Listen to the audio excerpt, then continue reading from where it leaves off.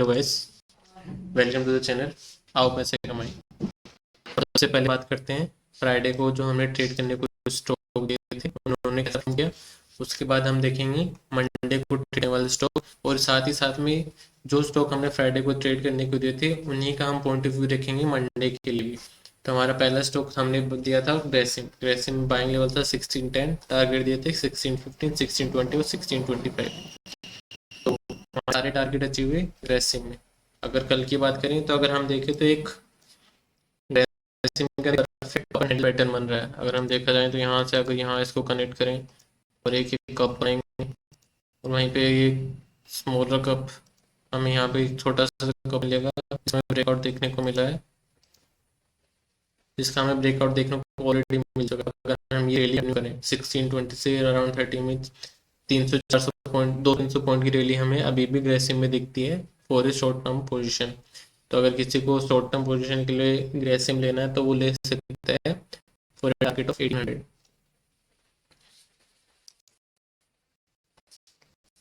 हमारा दूसरा स्टॉक दिया जो हमने दिया था वो था एशियन पेंट, बाय करने को बोला था 3326 पे, टारगेट दिए थे 3330, 3335, 3340।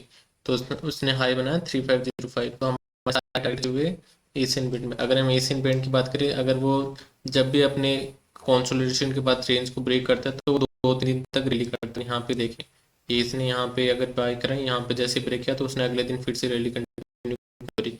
तो कल पूरे चांसेस हैं कि एशियन पेंट फिर से रैली कंटिन्यू करना चाहिए एशियन पेंट। और एक बार हम 3600 के टारगेट के लिए हम एशियन पेंट को होल्ड करके रख सकते हैं अगर कोई ऑप्शन में लेके रखता है तो। फिर हमारा नेक्स्ट स्टॉक रहेगा हिंदुस्तान यूनिलीवर। हिंदुस्तान यूनिलीवर में हमने सेल बोला था 2770 पे, टारगेट देते 270 तक के। अगर हम सेल हिंदुस्तान यूनिलीवर में देखें तो परफेक्ट इवनिंग स्टार बन रहा है, उसके बाद से फिर से उसमें सेलिंग आ रही है। अगर ये स्ट्रक्चर 2690 के नीचे सस्टेन करने लगा तो हमें एक बार फिर से बहुत अच्छी सेलिंग देखने को मिल सकती है हिंदुस्तान यूनिलीवर में। These are not intraday point of view, these are from short term point of view। हम इंटरडे को देखेंगे लास्ट में कुछ जो हम मंडे को ट्रेड कर सकते हैं। ये सिर्फ शॉर्ट टर्म व्यू है हिंदुस्तान यूनिलीवर, गेसन पेटों ग्रासिम में। आईआरसीटीसी की बात करें, आईआरसीटीसी में हमने बाय करने को बोला था 33 वेट ए मिनट,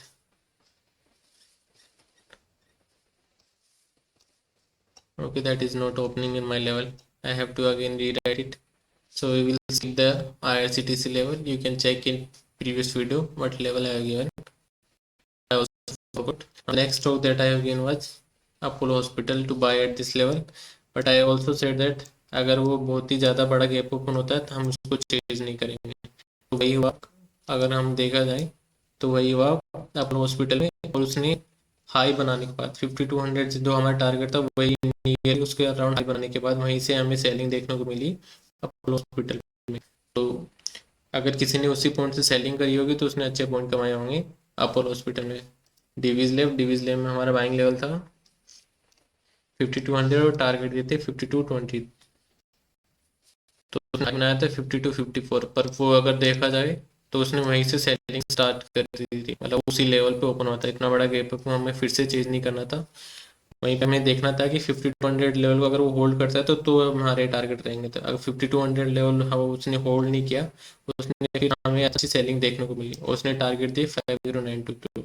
तो जिसने बीज लैब को शॉर्ट किया था उसने अच्छे पैसे कमाए डीवीज लैब में।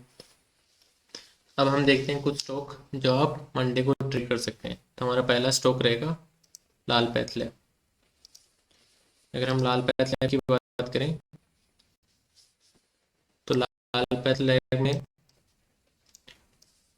इम्पोर्टेंट रेजिस्टेंस रहेगा 4230 के लेवल पे। वहीं पे अगर एक नेक्स्ट रेजिस्टेंस जो है ये पिछले कुछ दिनों से फेस कर रहा है वो है 4059। अगर हम प्रीवियस 3-4 डेज की बात करें तो यहाँ से इसने सपोर्ट लेने की कोशिश करी। यहाँ पे अगर देखें यहाँ पे तो मल्टीपल टाइम सपोर्ट लेने की कोशिश करी, फिर उसके बाद लेवल रेजिस्टेंस फेस किया 4230 पे। फिर उसने ट्रेडिंग सेशन की बात करें तो इसने इस लेवल को ब्रेक कर दिया, तो वहीं पे सपोर्ट लिया था 3886 पे। अभी उसने फिर से रेजिस्टेंस फेस किया, जो पहले सपोर्ट था वहीं पे फिर से रेजिस्टेंस फेस किया और आगे फिर से नीचे आ गया। अगर हम इसे डे कैंडल 1 डे की बात करें तो ये स्टॉक कभी भी 50, जब ये 50 में क्या है, हमेशा सपोर्ट लेके हमेशा अपसाइड की रैली कंटिन्यू करता है। तो लाल पहले में अभी कल हम की बात करें तो इसने कल 50 एमए पे सपोर्ट लेके, अभी 50 एमए का सपोर्ट लेके थोड़ा ऊपर है, तो हम फिर से बाइंग अपॉर्चुनिटी देखने को मिले। तो जब भी ये वाला रेजिस्टेंस को ब्रेक करता है तो हम बाई करेंगे। हमारे टारगेट रहेंगे 4100 तक के लाल पैच में। हमारा नेक्स्ट स्टॉक रहेगा HDFC बैंक। अगर हम HDFC बैंक की बात करें तो इसमें perfect cup and handle pattern बन रहा है। अगर हम इसके अंदर बात करें तो perfect cup and handle pattern बन रहा है। तो हमारे अगर किसी को short term point of view से देखना चाहेगा तो उसके टारगेट रहेंगे 1800 के।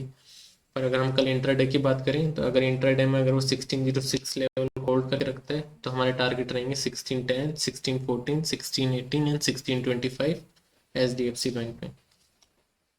फिर हमारा नेक्स्ट स्टॉक रहेगा HDFC।